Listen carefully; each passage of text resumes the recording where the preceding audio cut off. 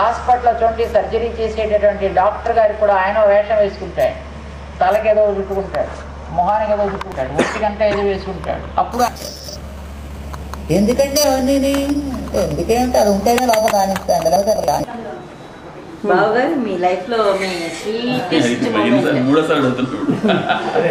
ఆయన మీరు చెప్పలేదు అందుకని ఏదైనా మంచి ప్లెజెంట్ ఇన్సిడెంట్ చెప్పంటావా? ఏదైనా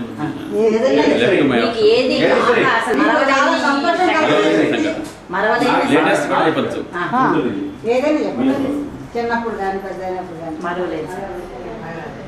ఈ మధ్య మ్యారేజ్ చాలా టెన్షన్ ఫీల్ అయ్యింది. ఆల్మోస్ట్ అది ఆగిపోయిందనే అంత సిచ్యువేషన్ వచ్చింది. అది ఒక్కసారి మళ్ళీ రివైవ్ అయ్యి మ్యారేజ్ అయిపోయేప్పటికీ మనం ఆల్మోస్ట్ ఊపిరి పిలుచుకునేంత ఇదైందని మనం అది greatest pleasant event in my life అని అలా జరుగుతుందని కూడా ఎక్స్పెక్ట్ చేయలే. అయిపోయిందని అనుకున్నాను ఆల్మోస్ట్.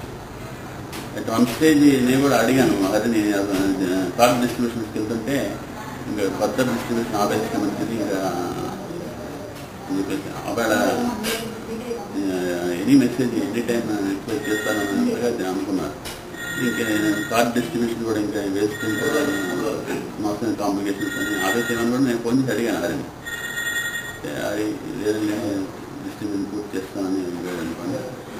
అది సవ్యంగా జరిగి ఇంకోటి ఏంటంటే ముహూర్తం పెట్టించడంలో నా ఇది కూడా ఉందన్నమాట, ఇన్వాల్వ్మెంట్. చాలా మంచి పండితుడు అని చెప్పి ఆయన కట్టించాము. ఆయన చాలా కార్యక్రమం చేశారు.